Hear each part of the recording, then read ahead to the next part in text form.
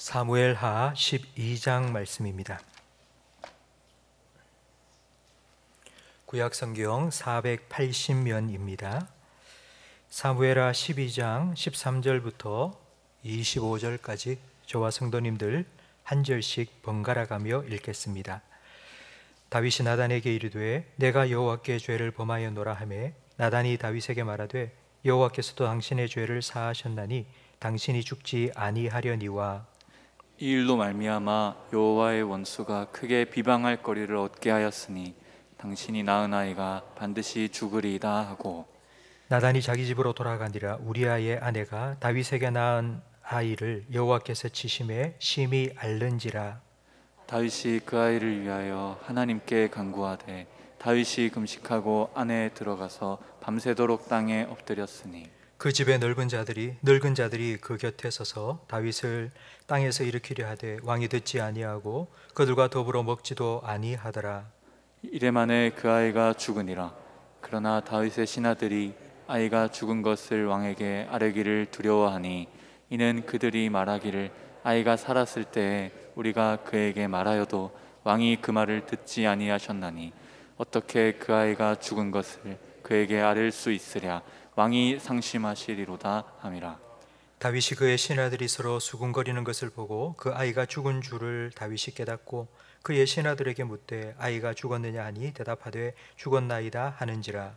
다윗이 땅에서 일어나 몸을 씻고 기름을 바르고 의복을 갈아입고 여호와의 전에 들어가서 경배하고 왕궁으로 돌아와 명령하여 음식을 그 앞에 차리게 하고 먹은지라. 그의 신하들이 그에게 이르되 아이가 살았을 때에는 그를 위하여 금식하고 우시더니 죽은 후에는 일어나서 잡수시니 이 일이 어찌 됨이니까 하니, 이르되 아이가 살았을 때에 내가 금식하고 운 것은 혹시 여호와께서 나를 불쌍히 여기사 아이를 살려주실는지 누가 알까 생각함이거니와. 지금은 죽었으니 내가 어찌 금식하랴? 내가 다시 돌아오게 할 수 있느냐? 나는 그에게로 가려니와 그는 내게로 돌아오지 아니하리라 하니라. 다윗이 그의 아내 밧세바를 위로하고 그에게 들어가 그와 동침하였더니 그가 아들을 낳음에 그의 이름을 솔로몬이라 하니라. 여호와께서 그를 사랑하사 함께 읽습니다. 선지자 나단을 보내 그의 이름을 여디디아라 하시니 이는 여호와께서 사랑하셨기 때문이더라. 아멘. 우리 좌우에 계신 분과 인사 나누겠습니다. 잘 오셨습니다. 은혜 많이 받으세요. 김상희 선교사님께서 어제 서울 병원에 가셔서 검진을 받으셨고요. 9월 9일 신장 결석 수술을 하기로 날짜를 잡았습니다. 우리 김상희 선교사님께서 수술을 잘 받으시고 또 온전히 회복되셔서 또 선교지로 돌아가실 수 있도록 여러분 기억하시고 기도해 주시기 바랍니다. 빅토르 위그가 쓴 레미제라블이라는 소설, 그 주인공 장발장 이야기는 우리가 많이 들어서 잘 알고 있습니다. 빵을 훔친 죄로 19년 동안 감옥살이를 하고 그가 이제 추록을 했을 때 빨간 줄이 꺼여 있는 장발장을 아무도 받아주지 않았습니다.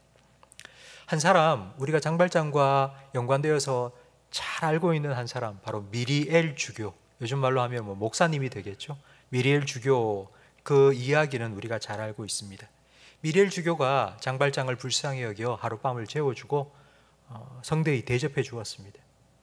그런데 그날 밤 장발장은 잠자리에서 일어나 거실에 놓여있던 은접시를 훔쳐서 도망칩니다. 근데 그 밤에 도망치다가 경찰에게 걸려서는 그 은접시가 미리엘 주교의 집에 있다는 것을 알고 끌려온 것입니다. 미리엘 주교는 자기 앞에 끌려온 장발장에게 은초대까지 꺼내주면서 내가 이것도 가지고 가라 하지 않았소 하면서 그를 용서해 주었습니다. 우리는 이 장발장 이야기 그리고 미리엘 주교의 이야기를 우리가 이렇게 알고 있죠. 미리엘 주교가 그에게 용서를 베풀어 주었기 때문에 장발장이 변화가 되었다. 바로 그 시점이, 미리엘 주교가 그를 용서해 준 그 시점이 장발장이 완전히 변화된 출발점이었다고 우리는 알고 있습니다. 그러나 원작 소설에는 그렇지 않습니다. 원작 소설에는 장발장이 미리엘 주교의 호의를 받으면서 혼란스러워했다고 기록되어 있습니다. 소설 그대로 제가 읽어드리겠습니다. 미리엘 주교가 말했다. 잊지 마시오. 이 은그릇을 정직한 사람이 되는데 쓰겠다고 했던 그 약속을 말이오. 주교가 나지막한 목소리로 말했다. 장발장은 자기가 한 적도 없는 그 약속을 들으며 혼란에 빠졌다. 차라리 도둑놈이라고 감옥에서 죗값을 치르는 편이 낫겠다고 생각했다. 호의를 받고 난생 처음 받아본 호의였기 때문에 장발장은 혼란스러웠던 것입니다. 그런 마음으로 마을 공터에 앉아 있는데 꿀뚝 청소를 하며 하루 벌어서 하루 먹고 사는 뿌띠제르베라는 한 아이가 장발장에게 와서는 내 동전을 돌려주세요 라고 말합니다. 장발장은 화를 버럭 내면서 네 동전이 여기 어디냐고, 난 네 가진 거 없다고, 빨리 가라고 욕을 하면서 쫓아냈습니다. 아이가 울면서 떠난 후에 장발장이 앉아있는 자리에서 일어서다가 자기 신발 밑에 그 아이가 잃어버린 동전 하나가 들어있는 것을 발견한 것입니다. 장발장은 그 동전을 들고는 동네 곳곳을 찾아다니면서 꿀뚝 청소했던 그 뿌띠제르베라는 아이를 찾아다닌 겁니다. 그러나 찾을 수가 없었습니다. 그때 장발장은 깨달았습니다. 내가 이 아이가 하루 동안 일한 일당을 훔친 놈이 되었구나. 그리고는 장발장은 자기의 삶을 돌아보았습니다. 지금까지는 내가 19년 전에 그렇게 배가 고파서 빵 한 조각을 훔쳐 먹고는 내가 19년 동안 감옥살이를 했는데, 그러면서 자기는 세상을 원망하며 살아왔습니다. 세상이 나를 이렇게 만들었다고, 나는 원래 착한 사람인데 세상이 나를 이렇게 만들었다고 얼마나 세상을 원망하며 살아왔는데, 하지만 그 순간 자기가 그 아이의 돈을 자기 발밑에 두고 있었다는 것을 깨닫는 그 순간 자기가 죄인이라는 것을 깨닫게 된 겁니다. 세상이 악한 것이 아니라 자기가 죄인이라는 것을 깨달았습니다. 바로 그 깨달음이 장발장으로 하여금 완전히 새 사람이 되도록 만드는 계기가 되었던 것입니다. 제가 이 장발장 이야기를 오늘 설교를 시작하면서 들려드리는 이유는 바로 다윗에게도 이와 같은 깨달음이 있었기 때문입니다.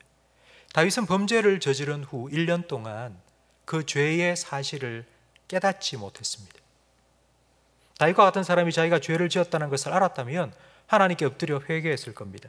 그러나 다윗은 죄를 깨닫지 못했습니다. 나단 선지자가 와서 이야기를 들려줄 때에도 그런 놈은 죽어 마땅하다고, 그건 자기 이야기인지를 전혀 깨닫지를 못했습니다. 여러분, 왜 그랬을까요? 다윗 주변에는 자기가 이루어 놓은 업적들이 너무 많았기 때문입니다. 내가 이것도 했고, 내가 이것도 했고, 내가 이것도 했고, 이것도 했다고. 자기 주변에는 자기의 죄를 감추어 줄 만한, 덮어줄 만한 업적들이 너무 많았습니다. 주변의 사람들은 다윗을 향하여서 전부 박수만 쳐줍니다. 한 사람도 쓴소리를 해주지 않습니다. 듣기 좋은 소리만 해주었습니다. 그러자 하나님께서는 나단 선지자를 다윗에게 보내었습니다. 그리고는 이야기를 들려주었고 다윗이 어떤 짓을 했는지를 깨닫게 해주셨습니다. 여러분, 다윗이 회개를 한 것이 아니라 하나님께서 회개를 시키신 것입니다. 시편 51편에는 다윗의 회개 기도가 나와 있습니다. 네, 여러분, 그 시편 51편을 읽어보면 우리가 흔히 알고 있고 우리가 흔히 하고 있는 회개가 아니라는 것을 알 수 있습니다. 시편 51편 1절 말씀을 우리 화면을 보면서 함께 읽겠습니다. 하나님이여, 주의 인자를 따라 내게 은혜를 베푸시며 주의 많은 긍휼을 따라 내 죄악을 지워주소서. 나의 죄악을 말갛게 씻으시며 나의 죄를 깨끗이 제하소서. 무릇 나는 내 죄가를 아오니 내 죄가 항상 내 앞에 있나이다. 내가 주께만 범죄하여 주의 목전에 악을 행하였사오니 주께서 말씀하실 때에 의로우시다 하고 주께서 심판하실 때에 순전하시다 하리이다. 내가 죄악 중에서 출생하였으며 어머니가 죄 중에서 나를 잉태하였나이다. 아멘. 우리는 회개라 하면 이런 생각을 합니다. 하나님, 내가 어제 누구한테 이런 거짓말을 했습니다. 내가 월요일 날 누구를 미워했습니다. 다윗이 회개를 한다면 다윗은 이렇게 회개를 해야 됩니다. 하나님, 제가 밧세바와 간음을 저질렀습니다. 그리고 그의 남편 우리아를 죽였습니다. 제가 정말 잘못했습니다. 그런데 시편 51편의 다윗의 회개에는 우리가 흔히 하는 것처럼 구체적인 범죄 행위가 하나도 나오지 않습니다. 이게 무슨 회개입니까? 우리가 알고 있는 회개와 다르지 않습니까? 지금 다윗은 도대체 무슨 회개를 하고 있는 걸까요? 다윗은 내가 밧세바와 간음하고 우리아를 죽였다고 회개하고 있는 것이 아니라 이렇게 회개하고 있는 겁니다. 하나님, 저는 태어나면서부터 죄인입니다. 제 뼛속 깊은 곳까지 죄가 스며들어와 있습니다. 나라는 존재 자체가 죄인입니다. 그렇기 때문에 제가 이런 끔찍한 죄를 저지를 수밖에 없었습니다. 그동안 다윗은 정말 훌륭한 일을 참 많이 했습니다. 그런 업적들을, 여러분, 그 업적들을 할 수 있었던 이유는 다윗이 좋은 사람이 되었기 때문이 아닙니다. 그때도 다윗은 여전히 죄인이었습니다. 그런데 하나님께서 그런 그를 사용해 주셨기 때문입니다.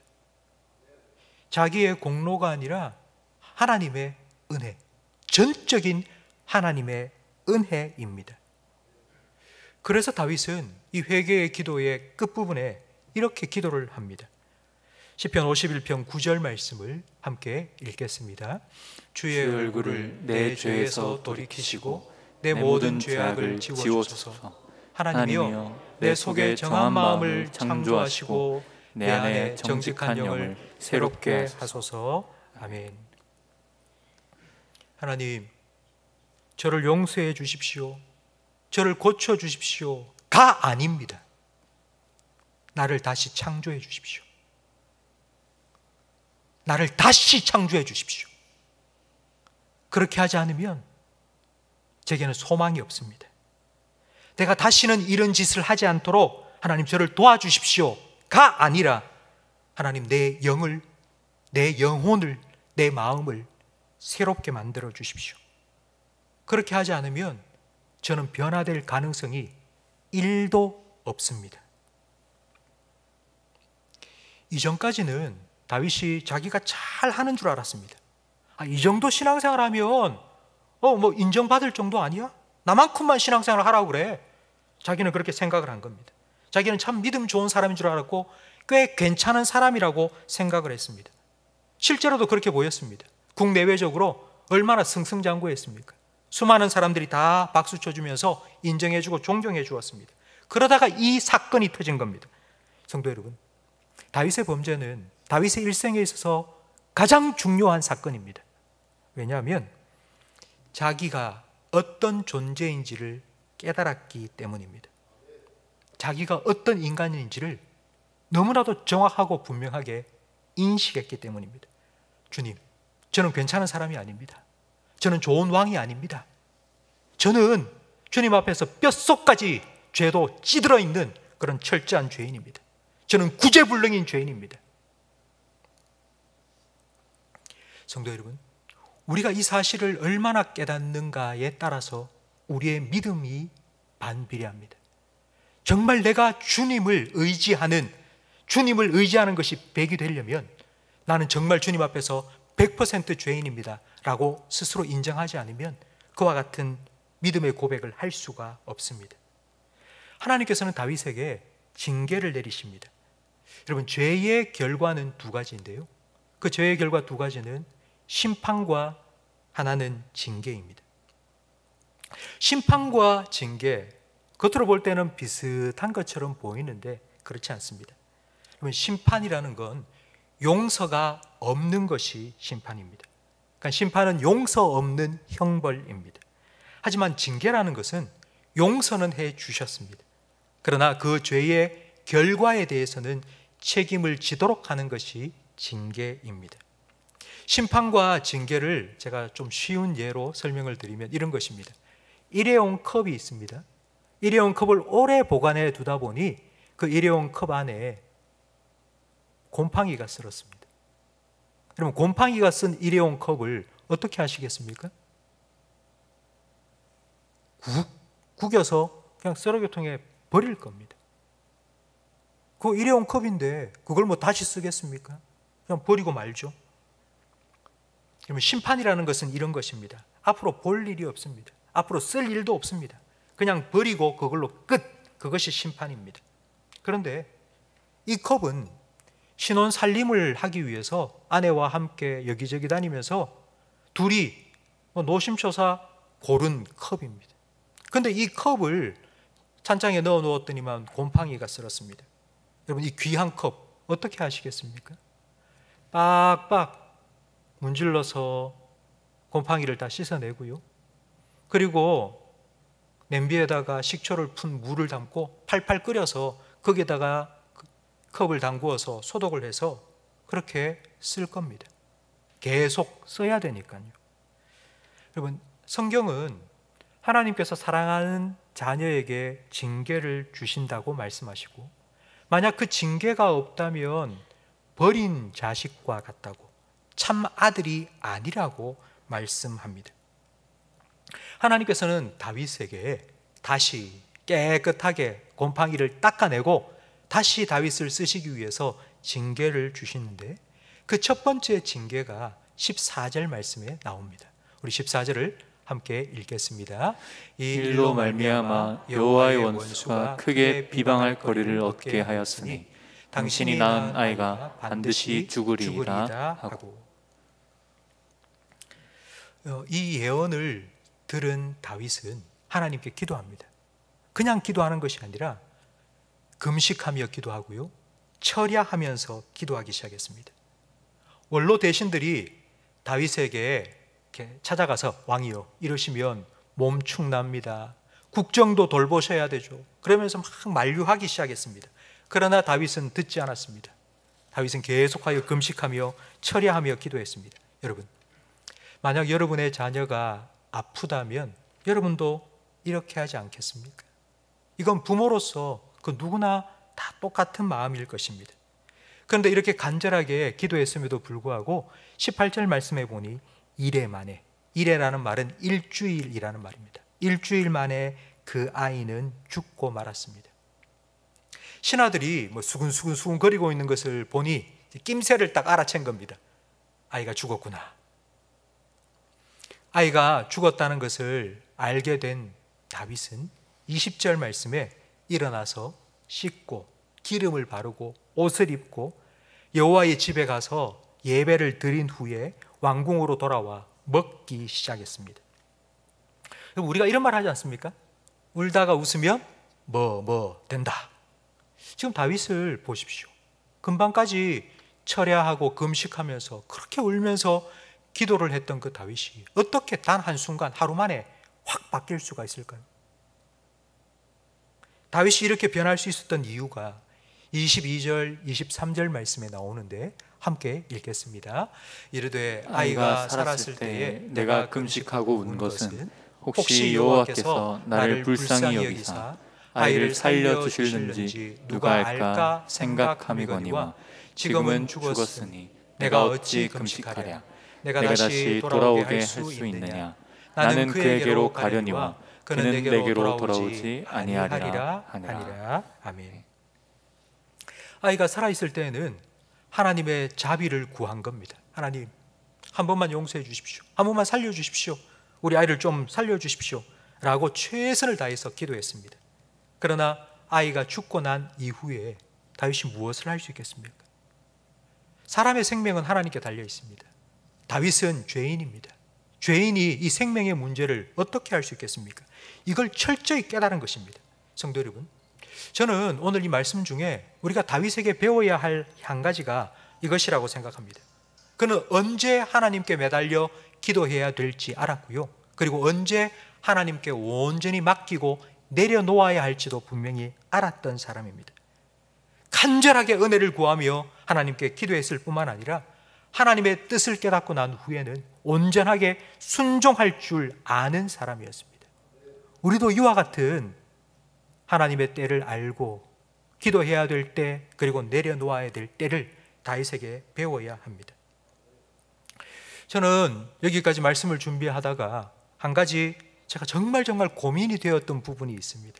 그게 무엇인가 하면 잘못은 다윗이 했습니다. 그런데 왜 하나님께서는 다윗의 아들을 죽였을까요? 정작 잘못한 다윗은 놔두고 왜 아들을 죽이셨을까요? 아무 죄도 없는데 왜 하나님께서는 그 아들을 죽이신 걸까요? 14절 말씀에 우리가 읽었던 것처럼 이 일로 인하여서 원수가 비방할 거리를 얻게 하였다고 되어 있습니다. 성도 여러분, 만약 이 아이가 죽지 않고 살아서 계속 자랐다고 생각해 보십시오. 그러면 그 아이는 평생 원수의 비방거리로 살아야 했을 겁니다. 다윗이 그 아이를 볼 때마다 내 죄의 결과구나, 죄의 아픈 기억을 계속 떠올렸을 것입니다. 성도 여러분, 그래도 그렇지 다윗이 잘못했는데 하나님 왜 죄 없는 그 아들을 죽이십니까? 하나님 너무하십니다. 여러분, 이런 생각 하지 않습니까? 저도 말씀을 준비하면서 그런 생각이 들었습니다. 하나님 너무하시지, 다윗이 잘못했는데 그럼 다 용서해 주시든지 왜 징계한답시고 아무 죄 없는 아들을 죽입니까? 하나님 참 너무하십니다 라는 생각이 들었습니다. 제가 이 문제를 가지고 고민하다가 한 가지 깨달은 것이 있습니다. 하나님 너무하신 건 맞습니다. 그런데 생각해 보십시오. 우리가 죄를 짓고 우리가 잘못했는데 왜 죄 없으신 하나님의 아들이 대신 죽어야만 했습니까? 왜 하나님의 아들 예수를 원수의 비방거리로 삼아 십자가에 달아 죽게 하셨습니까? 여러분, 그런 하나님의 사랑을 보고 우리가 하나님 너무하십니다, 하나님 어떻게 그렇게 하실 수 있습니까? 라고 우리가 따질 수 있겠습니까? 오히려 하나님께 더 감사해야 되지 않겠습니까? 아브라함에게 너의 독자 이삭을 바치라 하신 것도, 그리고 다윗이 잘못했지만 다윗의 그 죄 때문에 그의 아들이 죽게 하신 것도, 하나님께서는 예수 그리스도를 통하여 우리를 구원하시기 위해 오래전부터 준비하시고 계획하고 계셨음을 우리에게 보여주는 것임을 우리는 알 수 있습니다. 24절 말씀에 다윗이 그의 아내 밧세바를 위로하고 그에게 들어가 그와 동침하였더니 그가 아들을 낳음에 그의 이름을 솔로몬이라 했다고 기록되어 있습니다. 여러분, 15절과 24절은 정말 대조를 이룹니다. 우리아의 아내와의 사이에서 난 아들은 죽었습니다. 그런데 이제 정식으로 결혼하고 자기의 아내가 된 밧세바와의 사이에서 솔로몬이 태어난 것입니다. 다윗은 자기와 결혼해서 정식 아내가 된 밧세바와 사이에서 태어난 아들의 이름을 솔로몬이라고 지었습니다.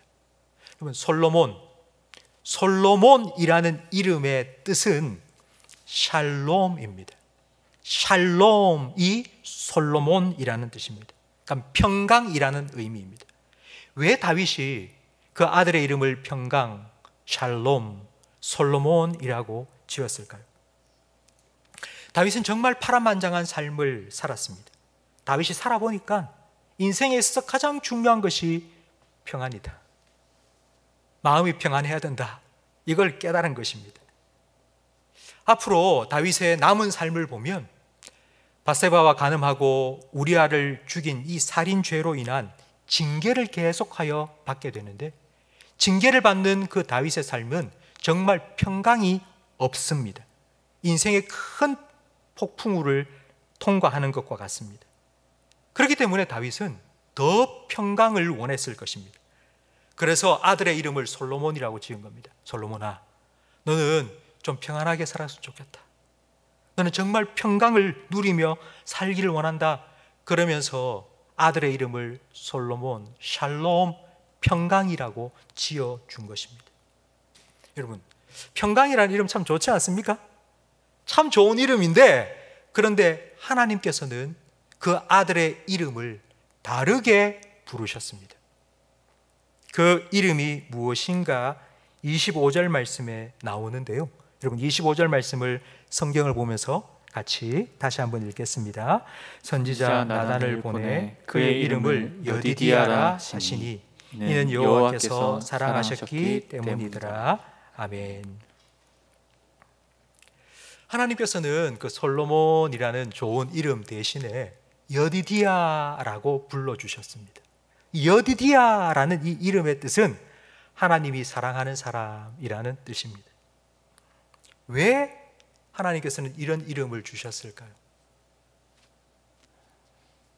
하나님 보시기에 너무 사랑스러워서, 이 솔로몬이 정말 하나님 앞에서 너무 착한 일만 많이 했기 때문에, 도대체 어떤 아이였기에 하나님께서는 내 사랑하는 사람이다 라고 말씀해 주셨을까요? 제가 성경을 아무리 찾아봐도 그 이유가 나오지 않더라고요.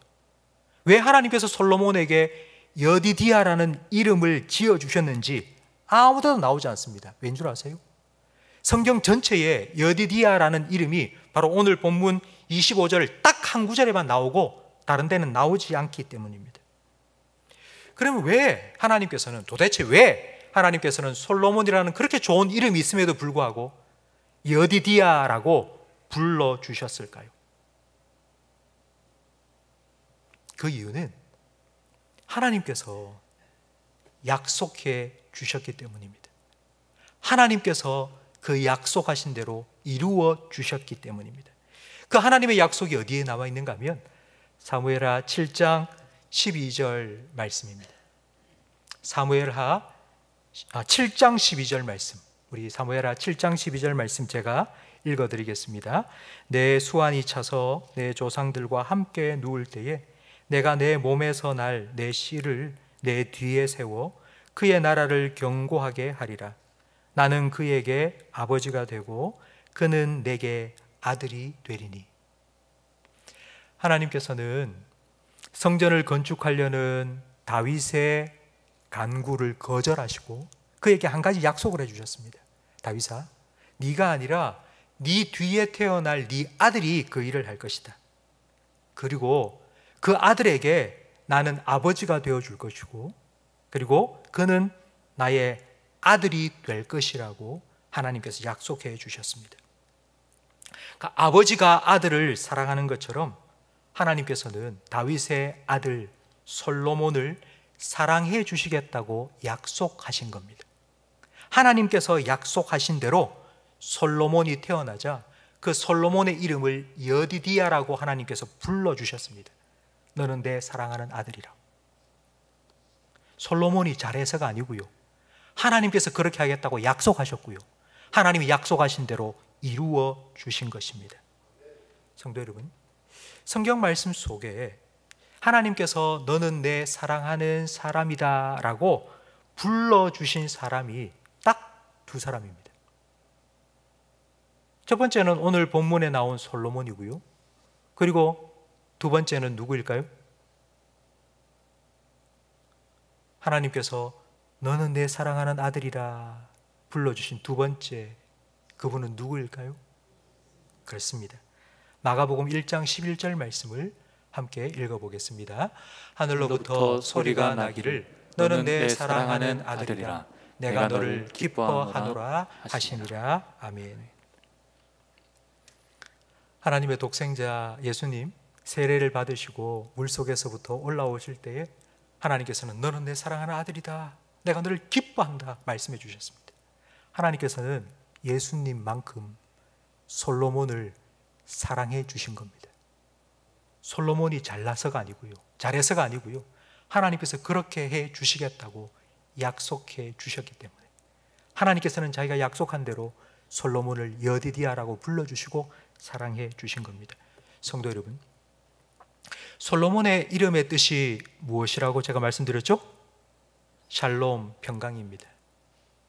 다윗이 정말 평강을 누리며 살도록 솔로몬이라는 이름을 붙여준 것입니다. 그런데 솔로몬이 그 이름대로 참된 평강을 누리며 살기 위해서는 하나님의 사랑을 먼저 받아야 됩니다.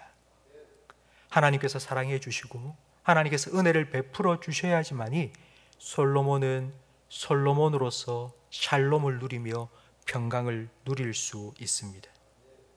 성도 여러분, 우리도 다윗처럼 솔로몬을 원합니다. 샬롬을 원하고 평강을 원합니다.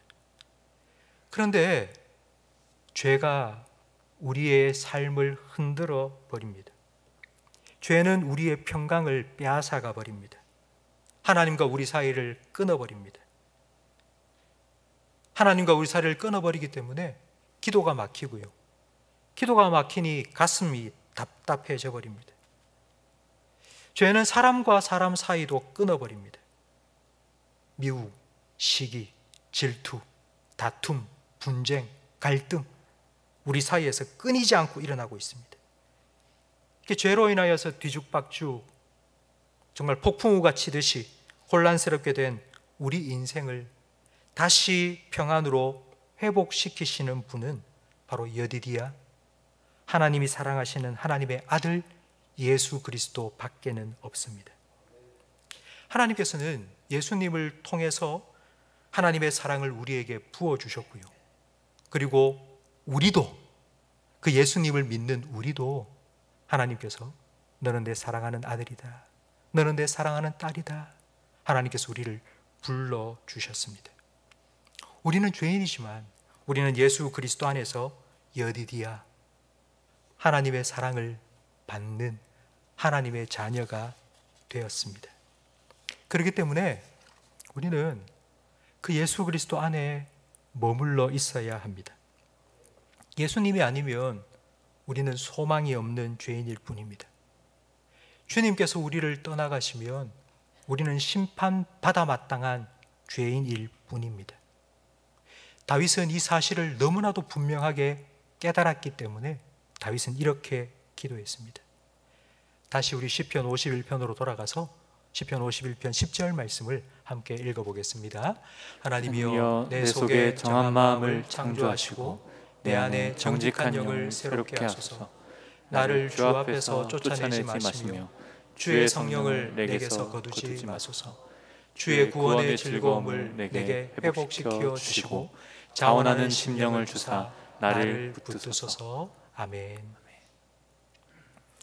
하나님께서는 이 기도를 들으시고 다윗을 용서해 주셨습니다. 그리고 그의 삶에 솔로몬, 여디디야를 보내주시고 참된 평안과 하나님의 은혜를 회복시켜 주셨습니다. 성도 여러분, 금방 우리가 함께 읽은 시편 51편 10절부터 12절까지의 이 기도는 저와 여러분의 기도가 되어야 합니다.